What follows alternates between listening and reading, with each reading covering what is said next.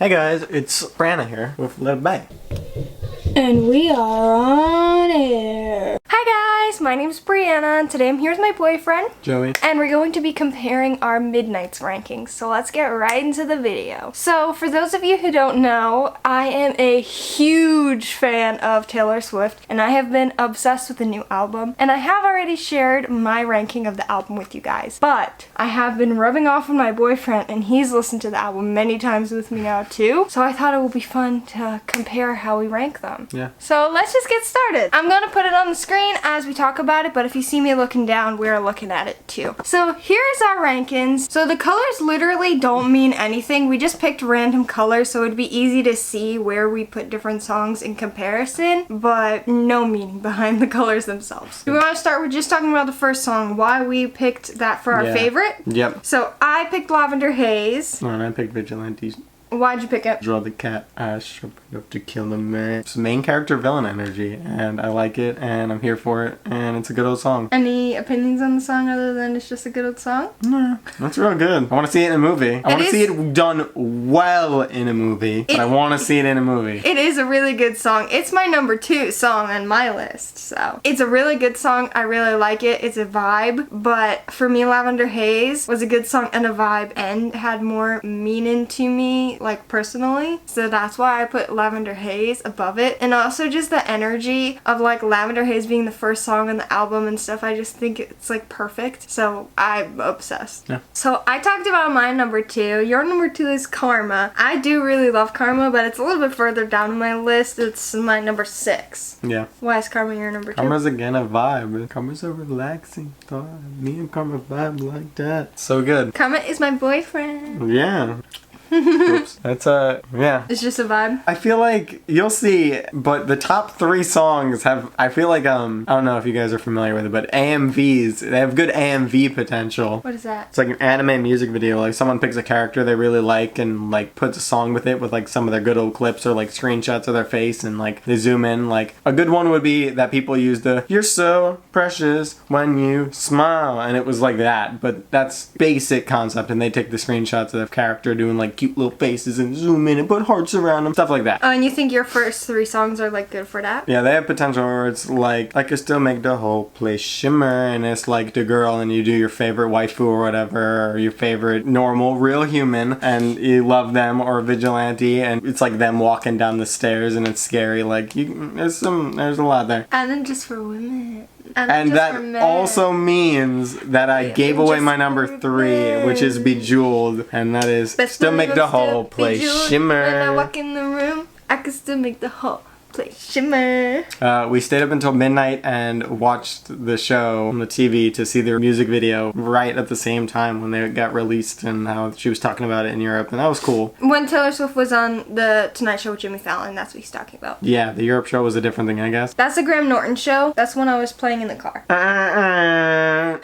Retcon! But for me, Bejeweled is still high ranking, but it's my number 5. My number 3 is Question. If you saw my reaction video to Midnight's, I cried when Question came on for the first time. Yep. And it's also just a really good song aside from my personal emotions with it. So for me, Question's number 3. And it's a very complex way of telling that story. I think it's really good. I mean, no one is clear on what exactly the story is meant to be. There's lots of different theories on the perspective and format, and great song. Yeah. But then my number 4 is Hits Different, which I'm so frustrated it's still not available for streaming yet, but oh my gosh, really good song. You're pulling a Nintendo, Taylor. She tell me you do it a lot, but don't. Stop pulling a Nintendo, dude. It's not a good move. Don't do that. He's very upset. I don't think he understands that it's not part of the album. It's a bonus. It's a deluxe that comes out usually a month after the album. She did it for Folklore and Evermore and 1989.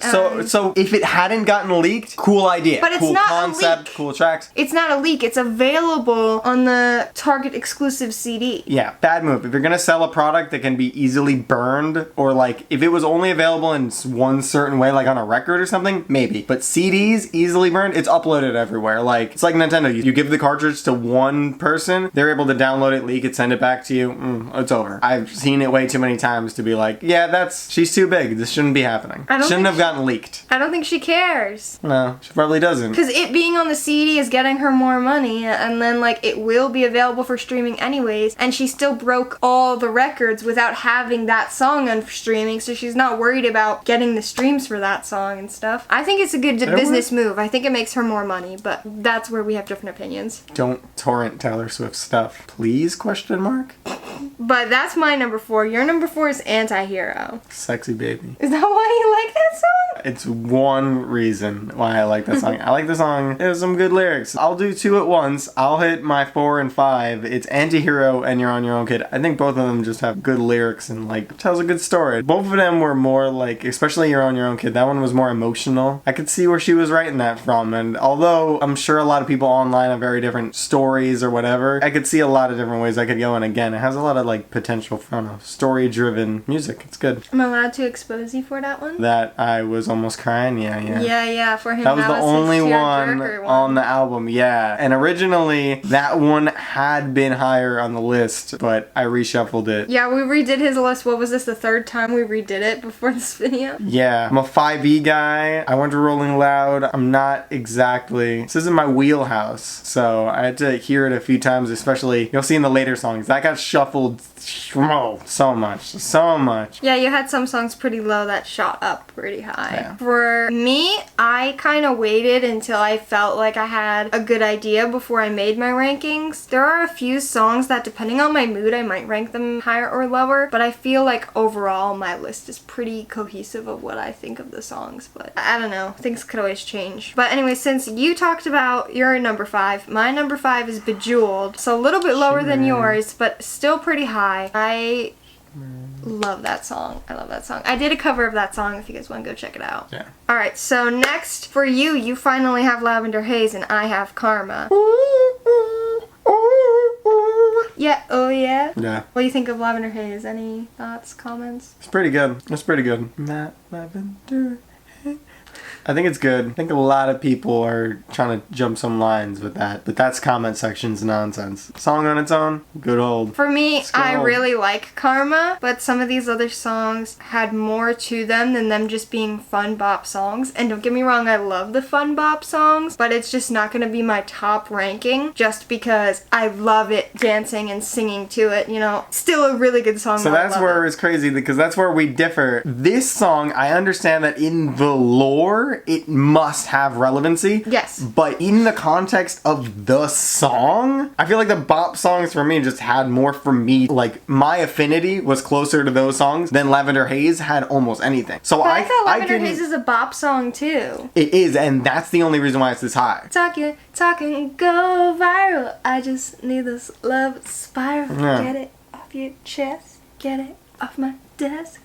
Yeah, there's a few songs in the album that I feel like go in like a little click. It's like Lavender Haze, Glitch, Labyrinth, a few of those, like they're very like poppy, very like spacey songs. And compared to like You're on Your Own Kid or something, you know, there's a little different. Stark difference. Than Bejeweled, there's some big differences. So that's the peak of this one. Mm-hmm. So our next song, 7, this is the only song that we both put in the same spot within our rankings is Glitch.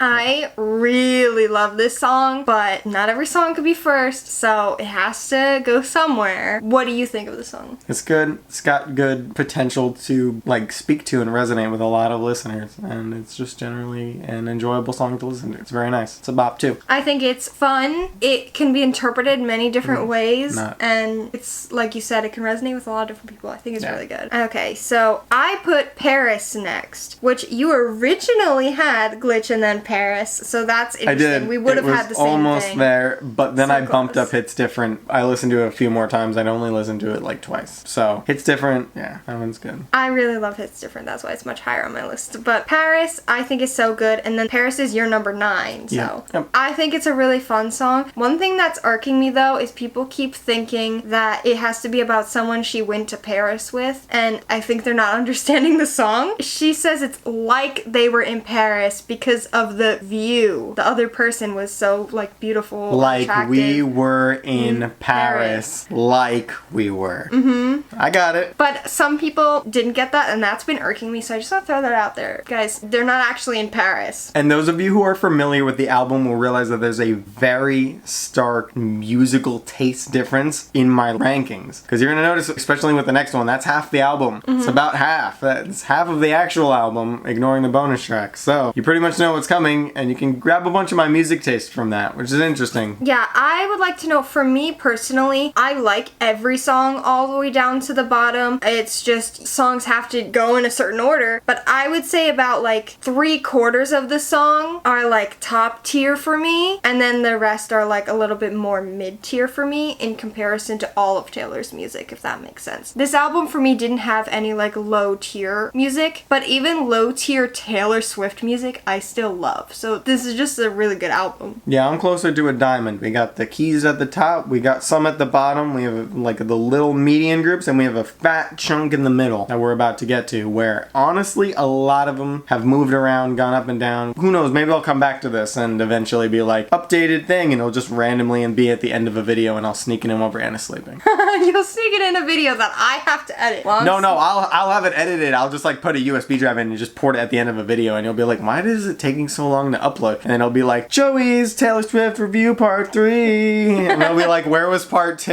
And it was like, I canceled it because it was just...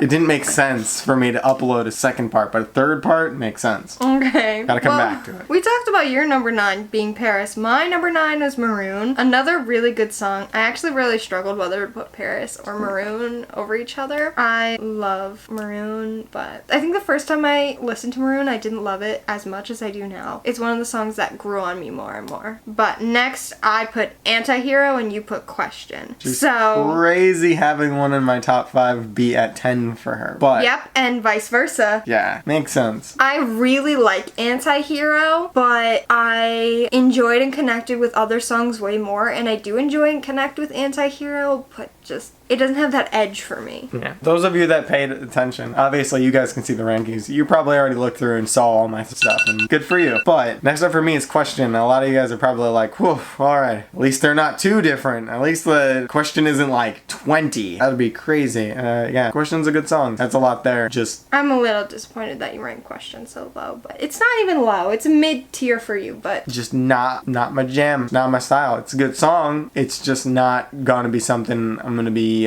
killing goblins to. It's not something I'll be fighting a dragon for. It's, you know. And then you put Maroon next. I did put Maroon next. Again, good song. It's just not my niche. I think for you, when it comes to Taylor Swift, and you can correct me if I'm wrong, you like it when the songs are like good lyrics but pop or hit deep. Yeah, I like it when she's using like, she's gassing it. Either she's gassing it for entertainment or she's gassing it for emotion. There's kind of a very... The songs that are more just talking piano about... acapella vibe, it's just not, it doesn't pack the same punch to me. I need to, like, Bejeweled is like the peak of that. Like, I know she is Bejeweled as a person, so I'm expecting that, but I understand that's not how, you know, pumping out content works, obviously. Yeah. And it's good that she's doing all this other stuff. For me, I really love those songs that are like not necessarily pop, but not necessarily sad either. I like that right in the middle. Like Maroon, I feel like it is sad. Parts of it are sad too, but it doesn't punch you. But I like that. I don't know. But my number 11 is Would've, Could've, Should've. It's such a good song, but I don't think that I personally relate to it, and I think that's why I didn't rank it higher. But I was really debating if I should rank it a little bit higher, because it is a really good song. It's a really emotional song. I can feel Taylor's pain through it, and I know all the lore of it, and it's just... it's, I think, the most honest she's ever been in her music, that song. I forgot to look at my notes. 10, 11, 12 on mine. Question, Maroon, Could've, Would've, Should've. Would've, Could've, Should've. I realized that. I was going to correct it. They have a lot of meaning there, and that I can appreciate them as songs, like a lot of meaning. It's very deep. Yeah, a lot of lore in that. Yeah, for your Would've, Could've, Should've is 12. For my 12 was Midnight Rain. A really, really good song. I don't really have much else to say about that song. Yeah, I like the artistry in my 10, 11, 12, but it's just not my energy, you know? My affinity's more chaotic than these. That's fine. Then we have 13. 13. Yeah, Sweet Nothing. I was it's surprised. Cute. It's cute. I was surprised how high he ranked that song. I still love that song, but it is much lower on my rankings. And that's what you get from me. You get, it's cute, it's sweet, get a little love song. Not what I expected, but it's good. So just take that as, I guess, that's the bar that this area is in for me. But for me, 13 was High Infidelity, another really good song. High Infidelity is your next one, so we're close on that one. High Infidelity's good. It's just, I feel like a few of these suffer from an issue where like it either takes too long to ramp up or it doesn't ramp up or something like that. So like would've, could've, should've. It took me like 4 tries to get it because honestly this was down like 18, 19 and I had heard it a few times but not enough times to really appreciate when it ramps up and then that end part of the song. I'd keep hearing the beginning and middle parts of it and it was just not resonating enough. But then when I finally got it, it went better.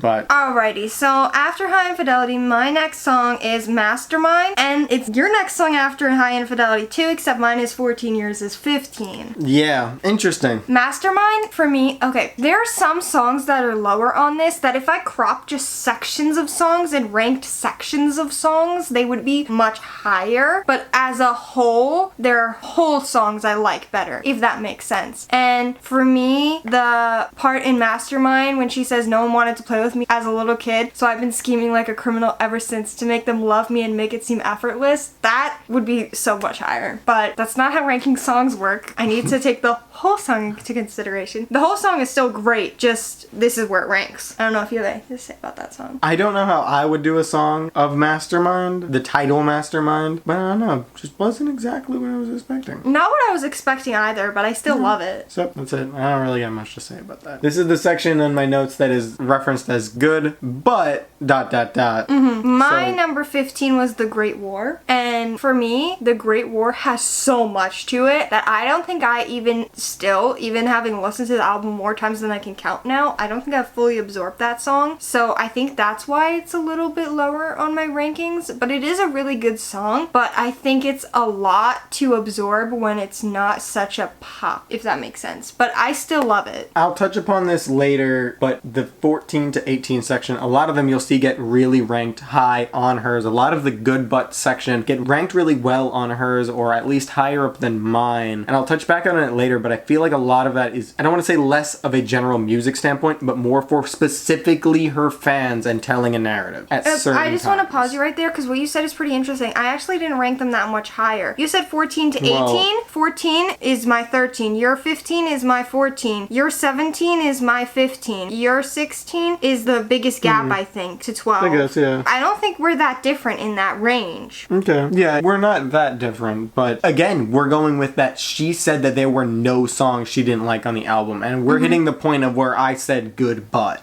So there's, like I already said, after would've, could've, should've, like we enter a different part of this album for me. Now, moving on to 16, you have Midnight Rain. I didn't really have much to say about that song, do you? No. No. My 16 is Labyrinth. I like Labyrinth, but I think I was expecting more. I think it's kind of a mellow song. Good song. I like the beat. I like what she has to say. It's catchy, gets stuck in my head, but there's no, I don't know what other word to use but punch, but that's just what keeps coming to my mind, so I don't know. And then we go to 17, where now you put The Great War. Yeah, well, High Infidelity, Mastermind, and Midnight Rain, that kind of rose above a little bit. Great War kind of suffers from this more lagging issue for me, where it just, I get why people like it, but it's just not for me, and that's fine. I probably have a weird thing where I need a high or a low, and that just stays in a very rangy area, but that's fine. For 17, for me, I put Sweet Nothing, and I think it's a really sweet song, but I think Taylor has way more super meaningful or super out there songs songs, and it's just a sweet song. It's a sweet old song. I don't think that that is a song that's even for us. I think that song's for Taylor, and she put it out because she always shares what she writes with us. But I don't think that that was a song written for the album. I think when she was writing music for the album, this is a song that just came about and she felt moved to write, but it wasn't for the album. It was just something she was moved to write, if that makes sense. Then we have our 18 slot is when I finally have You're on Your Own Kid, which I think is our biggest drastic difference in songs. Because You're on Your Own Kid was your number 5. Yeah, that is the biggest gap. It just shows some lyrics speak to different people and some stories just play out differently from different people. I think it's a really good song. It was written really well.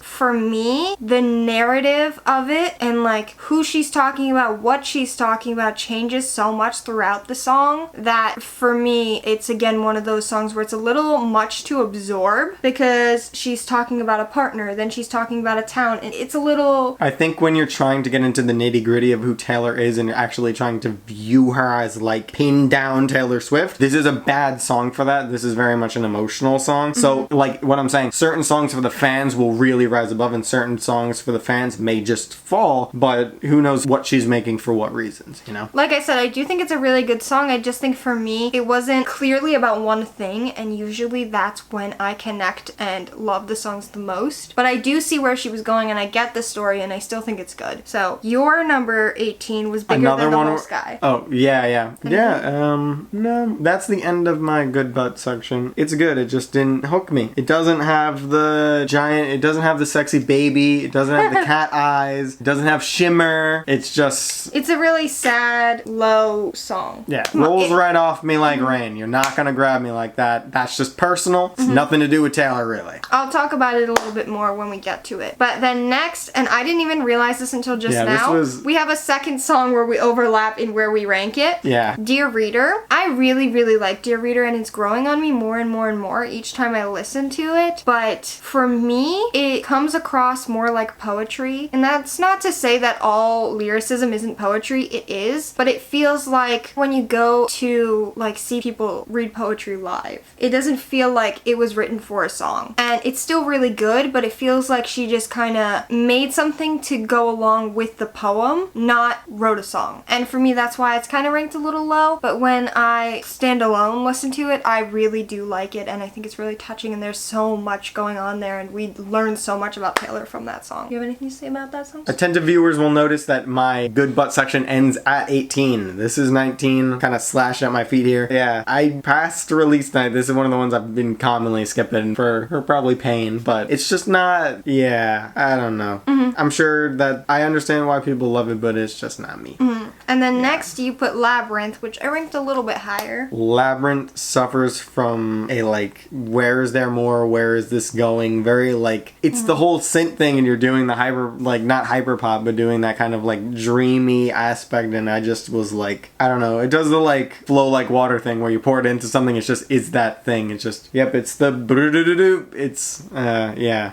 For me, my 20 was Snow on the Beach. Another really good song, but it didn't give me what I was expecting, and it's one of those things where even though I'm happy with it and I love it, I was wanting more. And this is a huge discourse all over the internet, whether people are happy with this song or not because of if it's a good song or not, because we didn't get any Lana Del Rey on her own verse, and you can definitely hear Lana's sound and her and Taylor's voice singing together complement each other really well, but I think we were just expecting more Lana, and that is for sure swaying people's opinions of this song, rather than if it was just a Taylor song, I think people might like it more, not because they don't like Lana, but because that put the expectation that we were getting Lana Del Rey. And I do think it's a really good song, and I try to push those expectations down when I'm ranking the songs, but it's just where it falls for me. And for you, Snow on the Beach is your last song. It's absolute dead last. it not only suffers from Labyrinth's not having really much substance, in my opinion, with the lyrics and the actual song itself. I disagree about the lyrics having substance. Just want to put that out there. It might for story, it might for lore, and it might to some people, but like, it is incredibly repetitive, and don't get me wrong, that doesn't make a song bad. I've listened to plenty of trap beats and funk beats that are exactly the same after the first 15 seconds over and over, and enjoyed it. I'm sure that there is definitely more towards the Taylor Swift audience. It's made for that, but just for me, I would like to disagree there. I don't think that this song is for the Taylor Swift audience. I think it's for the overlap Taylor Swift Lana Del Rey audience, because this is not Taylor Swift's sound. This is Lana Del Rey's sound. Lana's style is very clearly coming through in the song. That's what I was trying to get at. It's like, we get Lana from it. We just don't get as much Lana as we were expecting. Yeah, I just didn't get enough out of especially those last two songs, unfortunately. So I had they were some of the only songs, the last two, that were locked in place the entire time.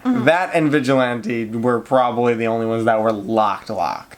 Sorry. For me, my last song was Bigger Than the Whole Sky, and I think it's a really beautiful song, and I think for me it's only so low because I don't have any personal connection to it, and that might change one day, and it might change as I start to understand Taylor's perspective a little more. And there's a few different theories out there on what this song means, but at the end of the day, it's a heartbreaking, sad song, and when you don't connect to a song like that, it's really hard to fall in love with it. And so it's one of those songs where I recognize how beautiful it is, and I will not skip it, but I can't rank it high if I don't have any connection there, you know? Yeah. But for me, this was a no-skip album. I know for you that's not the case. Oh, I have in the car, just something will come out and be like, no. Yeah, do you want to kind of break down where on your list that skip starts? Alright, I'm gonna be weird. 1 to 4, never skip. 5, honestly, I do skip. That is a song I come back to very rarely, but I enjoy a lot. Yes. Okay. I like the potency there. It's just like, Not it's like always lemon the vibe. juice. You don't drink that. That's a lot. Then It's again, sprinkles here and there. yeah, Lavender Haze down to Paris. Again, great, never skip it. And then really Question down to, well, no, I'll say even Lavender Haze down to Would've, Could've, Should've. Don't skip. Good song, it's just a vibe. Sweet Nothing is really where I start to skip, and then the ones after that, they just don't grip me, so sometimes I'll have them on in the background, but if I'm trying to get involved in the music, if I'm trying to like get a vibe, there's a likelihood of them being skipped just due to them not having that aspect where it grips me. And then really, Sweet Nothing has a high likelihood of being skipped. Yeah. I get it's cute, I get why, it just has a high likelihood of being skipped. It's not for me. I'm gonna be odd here. Mastermind, Midnight Rain, The Great War, and Bigger Than the Whole Sky have like a 50-50. Sometimes I'll just have it on. It depends if it's in the background. Dear Reader, if I'm not really paying attention, maybe. Last two, especially Snow on the Beach. Labyrinth slips in there all the time and I don't skip it. It's just like, it's not my favorite. This is my favorites. This is not objectively bad songs. I want that to make that clear too. It's my favorites. Agreed. Personal opinions. If I'm going to rate these by objectively good songs, I would need way more time. This would be way longer of a video. If I was ranking these objectively, Dear Reader and Bigger Than the Whole Sky are shooting much higher. And those are two of my lower songs. Yeah, I'm not close enough in the community to do a good enough job where I would feel good publishing that. You know what I mean? Like, there's too much there. I'd need to make a full video just for that. But Snow on the Beach, always skipped. It's just unfortunate. For me, I think I noticed you only really stopping and skipping the music for Sweet Nothing and Snow on the Beach. Yeah. But the only songs you ever ask to put on is your top 3. That is true. That is true. But we'll see over the course of time how that goes because we have been getting an overload of this recently. Yes, to be fair, I have been playing this album been a lot. So if it's not his favorite song, I wouldn't expect him to request it. And I'm already hearing it passively when we're in the car, when we're in the house.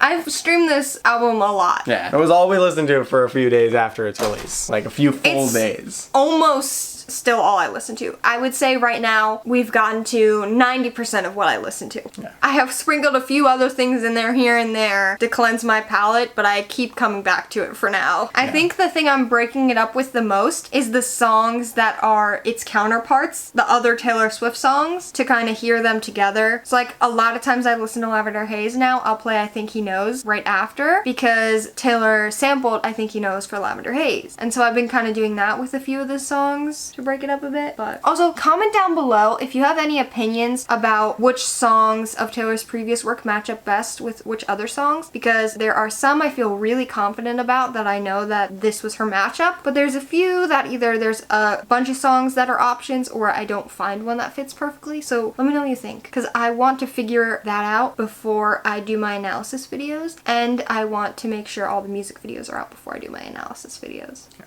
Anything else to say? Any last thoughts? I don't hate any of these songs. I don't find any of them to be like awful. Like the ones that I would skip, because we did talk about that, like Sweet Nothing and Snow on the Beach. It's not that they're bad. It's just that's not the emotional state that I'm always in, especially like not the jam I want to hear. People go to music for different things, and it's just happens to be what I go to music least often for. There's like a big I don't think any of them are bad. I think almost all of them are very, very good. There's a big thing on TikTok right now where people are talking about how like a lot of mostly girls are saying they're like training their boyfriends to like Taylor Swift. He's still in training process. Come back in a year and he's gonna be like, I love Taylor Swift. I love every single song. I have liked Taylor Swift for a long time. It's just that I haven't been You've been a passive fan. I've been an outside observer. I've never been in the community and hearing discourse. It has been me and mostly my male friends after a breakup enjoying the album together or hearing a popular song and enjoying it when I was younger.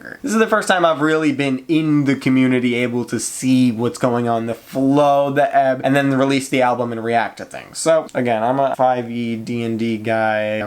Went to Rolling Loud, a little outside my wheelhouse, so we'll see. Maybe I'll have an updated list one day that I'll have on some social media that you guys don't have. Maybe one day, guys. But just a little lore of us for you guys that you might not know. When I filmed my reaction video, he was actually here. He just wasn't on camera. So you might notice me like look off to the side or something during that video at one point. You're like, what is she looking at? He was there, and like we were having little bits of communication about the songs in between that I didn't put in the video too. So that's just a little fun fact. He heard the songs the first night they came out too. At the same time as her.